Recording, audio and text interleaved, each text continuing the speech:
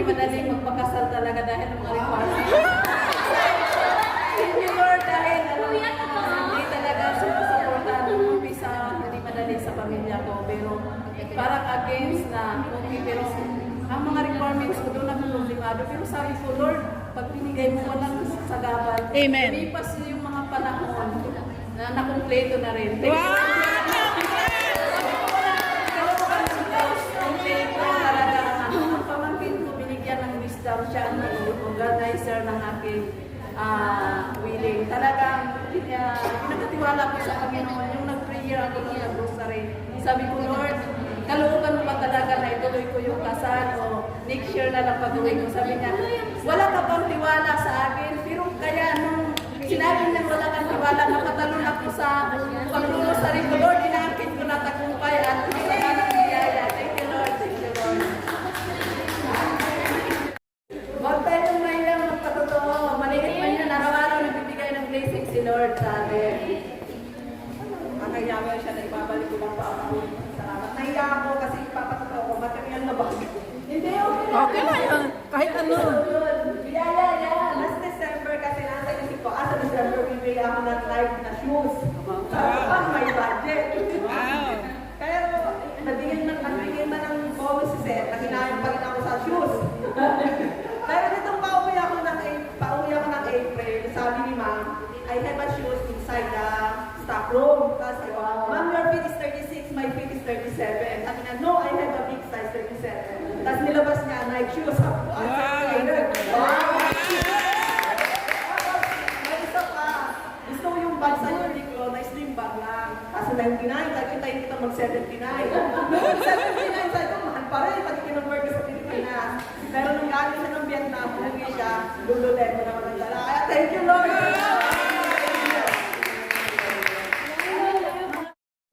Okay lang, okay lang. Magandang araw po sa ating happy or Salamat, Lord, at kahapon nakuha ko na yung working visa ko ng panibag. Dalawang taon naman sa paglaban. Ako ng pasasalamat kay Yahweh siya dahil kasi po, kagabi po, hindi ko alam na yung iPad na nasa kamalaki ng charge doon sa likod ng pito ng kwarto nila. Pagbukas ko po ng pito kasi may inaanap akong damit ng alaga ko, ay nasanggilaw siya ng konti. Tapos po may nalaglag, hindi ko alam na iPad po pala yun. Tapos po nung pumasok ako sa kwarto, ay sabi ng babae, kung pilipat ko ng pwesto yung iPad. Sabi ko yes, ma'am, nahulog, hindi ko alam na naka-charge yun. Maliit lang naman talaga yung sabi niya. Kaunting upog ng pinto, kaya agad talaga yung nakapatong kapag malaki. Sabi ko sa aming babae, nung sorry, hindi talaga yung naka-charge yung iPad ko. Alam niyo po ba, sa halip na, sabi ng aming babae, okay lang. Pero kinakabahan po ako. Tapos ang ginawa ko ng aming babae is, pinagalitan mo ako ng lalaki. Sabi niya po, bakit daw nga doon ilalagay yung iPad charge na malaki kapag nasangki ng pinto ay malalaglag po sa lahat. Pero nahihiya ko talaga sa aming babae kasi kaya kanina umaga nag-message po ako na kung ano ba ipaparepair po ay babayaran sa po. Hindi pa po siya nagre-reply pero kagabi po talaga sabi ng aming babae is okay lang po. Kaya papuri sa Diyos, napakabuti ng Panginoon natin ng bagay ang Diyos po tayo po ay pinagpapalapan. Amen? Amen. Talagang mabuti ang Panginoon sa magkakataon. Sino ba? Halika, kapatid. Tayo kanina, magpatotoo. Sino ka ba? Marami pa tayo dyan. Halika. Okay lang. Hello po, blessings po. Ayan, katanong po kung wala sa ating gawain dito sa Saturday. Pero every time na may day off naman po ako, kahit saan nandun ang gawain, nandun din po ako. Amen. Salamat po sa Diyos at ang akin talagang amo ay pinagpala. Kaya ako pinagpala din ang Panginoon. Pero ayaw akong pag-open eh. Pero sabi ko, Lord, alam ko naman po na nandun ka, alam ko na hawak ng buhay ko, hindi ako makakaligid sa iyo. At ang pagpapala ng Diyos ay talaga po namang sisikli. Hindi ko makakaw. Salamat sa mga biyaya at pagpapala. Patuloy lang po tayo manalig na napalataya sa Diyos.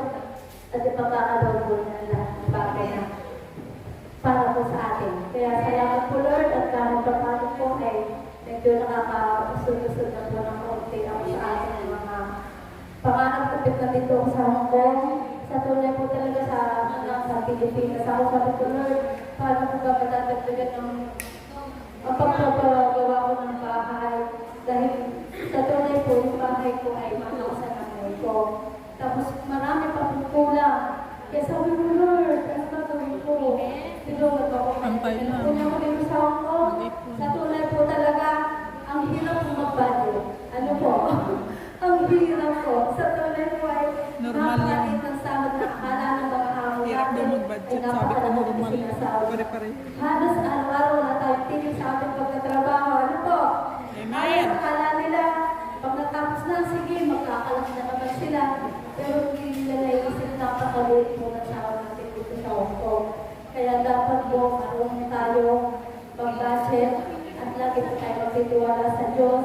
At talaga po naman, sisigligli na po ang abang bilang sa pinagkakalog sa atin.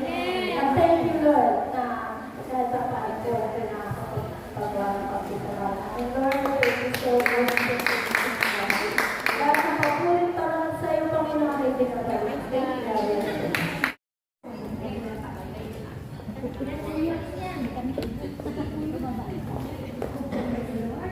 Lord. All the time. God is good.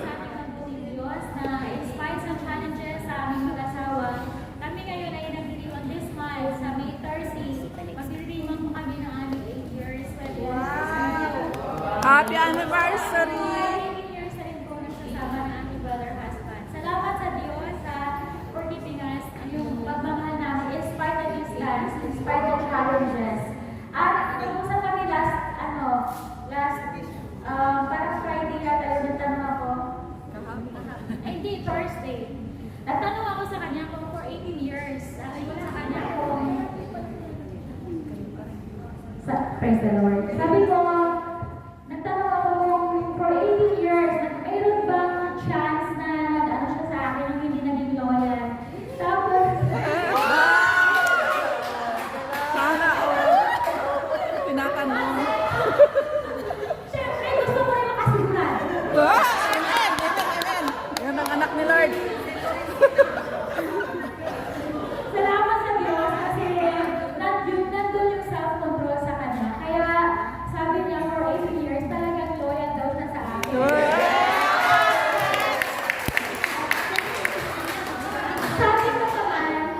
Sabi ko naman, ako din naman, nagsisikap naman ako na maging loyal sa kanya. Kasi temptations are around us. Amen?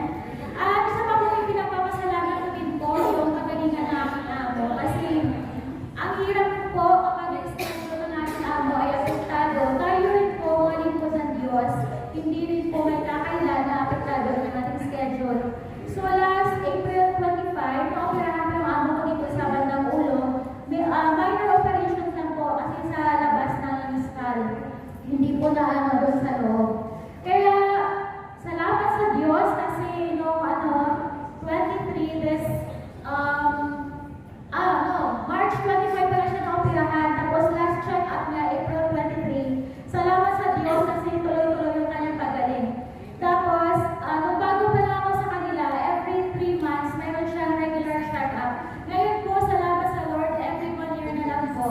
Kaya to God be all the glory. Amen. Gusto ko lang po ibalik ang papulit pasasalamat sa ating Diyos na buhay. Dahil ngayong araw po na ito, 20 years ago, ngayong oras din po na ito ay yun po ang araw na kasal namin ang aking brother husband. Happy anniversary. So, salamat po ako sa patuloy na paggabay ng ating Diyos na buhay. Dahil mga kapatid, na sa 22 years namin mag-asawa, never kami nagkaroon ng away na yung malupang away dahil naniniwala po ako na sa bawat araw po, kung may hindi kayo pagkakasundo ng iyong asawa, sino man po yung nagkamali, huwag kayo po matulog na may sama ng ibig. Dahil tunay nga po na hindi yun nakakaganda sa pagsasama. Amen. Una po, ang asawa ko po ay hindi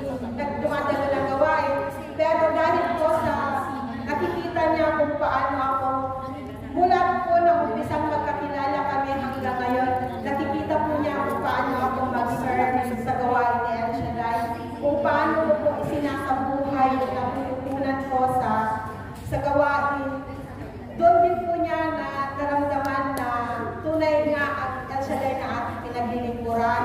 Kaya kahit yung mga anak po namin, magmula po pagkabata, never po silang nakarinig sa amin na nag-away kami or nagkaroon ng masasamang salita na nanggagaling sa mga bunganga namin. Tunay nga po na napakaganda noon na naging nakamulatan ng mga bata dahil hanggang ngayon na 12 years old yung pangalan namin, ganun pa rin po yung nakikita nila sa amin. At yung dalangin ko po na makapag-serve sila sa takdang panahon na sinasabi ko, laging yun ang prayer request ko, tinupad po ni Lord ng talagang willing po yung mga anak ko at yung mga katalimuhan na bigay ni Lord sa kanila. Tunay nga po na pinasasalamatan ko. Isa pa po pinasasalamatan ko nung March po, panalangin ko, prayer request ko na sa pag-uwi ko ng pagpapakasyon ko, kung ano man po yung pera na hawak ko, magiging higit pa sa sapat na kakaysa na gagastusin namin sa aking pag-uwi at iiwan ang allowance ng pamilya ko. Tunay po na makabuti ni Lord yung sabog po na nakapusat ang milestone, naging higit pa sa sapat. At nagpapasalamat po ako kaya El Shaddai dahil tunay nga po na hindi niya kami pinabayaan. Amen. Tunay po yung mga kita ko na mga seniors, nakasama ko na rin po sila after 20 years. Kaya maraming salamat po kapulis kay Yahweh El Shaddai. Amen. Thank you, Lord. Isa na lang. Lord. Amen.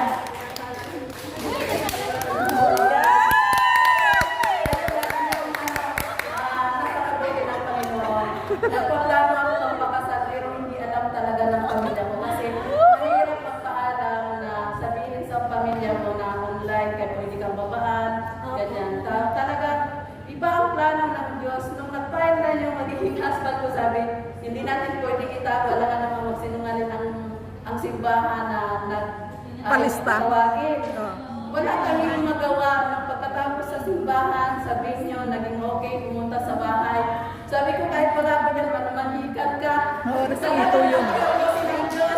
Pumunta siya doon, mahabang oras talaga nagsasali mga hindi makapagsalita.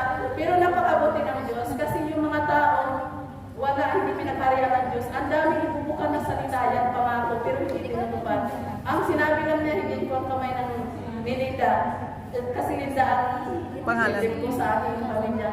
Yun lang, sabi ko, yun ang pinanghawakan ko sa Panginoon. Pag mabuting tao, walang daming sasabihin. Amen. Kaya nakatakas sa puso. Kaya pagdating na salamat po alam ko, hindi na lang ako. Maraming picture dito, dumaan. Lagi nagsasabi, sino mga dalaga dito. Ako nagbibiro lang ako. Tapos binubuli ako ng mga kasamahan si Sister Flo. Pero yung pagbubuli na yan, talagang natutupad. Tapos pag bigay ng Panginoon,